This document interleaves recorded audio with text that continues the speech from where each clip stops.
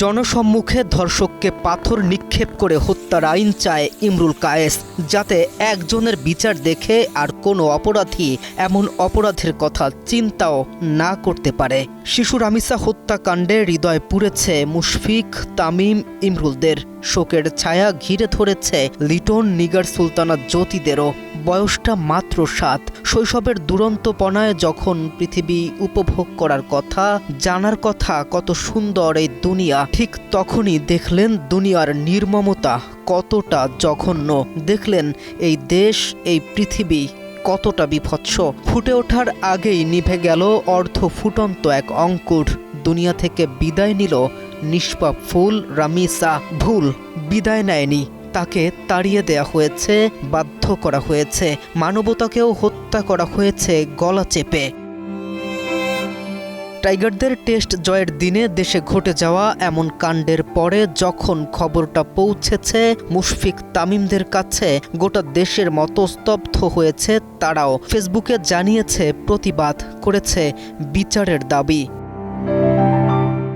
নিজের verified Facebook পেজের এক পোস্টে মুশি লেখেন, আজ সকালের সংবাদে পুরোপুরি মর্মাহত। শিশু রামিসা নিরাপত্তা, ভালোবাসা এবং সুরক্ষা প্রাপ্তির দাবি রাখে। এই নিষ্পাপ শিশুর সাথে এমন নিষ্ঠুরতম ও জঘন্য ঘটনার শাস্তি চাই, যেন তার পরিবারকে এই কষ্ট সহ্য করতে না হয়।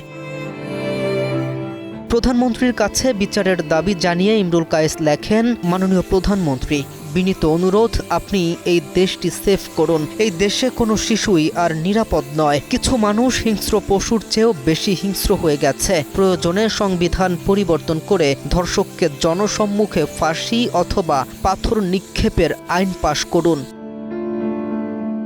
জাস্টিস ফর রামিসা লেখা একটি ফটোকার্ড পোস্ট করে তামিমও বিচারের দাবি জানান। নিজের ফেসবুক পোস্টে লিটন কুমার দাস লেখেন, একজন কন্যা সন্তানের পিতা হিসেবে রামিসার খবর শোনা অত্যন্ত মর্মাহত ও হৃদয় বিদারক। এটা কোনো সমাজে মেনে নেওয়া যায় না।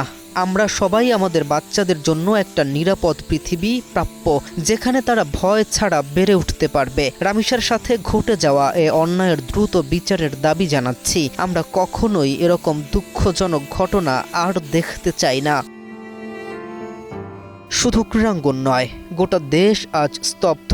সুস্থ ও নিরাপদ হয়ে উঠুক এই অনিরাপদ পৃথিবী, এমনটাই প্রত্যাশা সবার।